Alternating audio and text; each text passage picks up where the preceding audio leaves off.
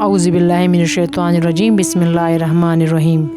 مشہور عالم دین شیخ رحیم اللہ حقانی شہید ہو گئے، اس دنیا سے فانی ہو گئے۔ شیخ رحیم اللہ شہید حقانی کا ایک بڑا مدرسہ پشاور شہر میں ہے۔ اس کے ساتھ عالموں کی بڑی تعداد تھی۔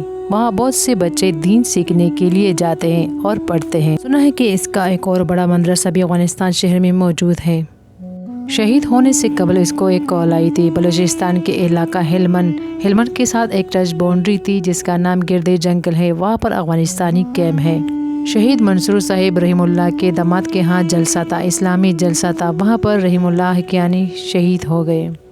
وہاں پر درس دیتے ہوئے شہید ہو گئے۔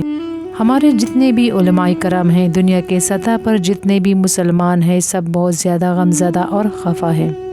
ایک عالم کا قتل پورے عالموں کا قتل ہے، پوری انسانیت کا قتل ہے۔ یہ عالم ہمارے بچوں کے ساتھ محنت کرتے ہیں، دین سکھاتے ہیں، یہ ہمارے آخرت کے بارے میں سوچتے ہیں۔ اللہ شہید شیخ رحیم اللہ حقانی کو جنت الفردوس میں اعلیٰ مقام عطا فرمائے، آمین ثم آمین۔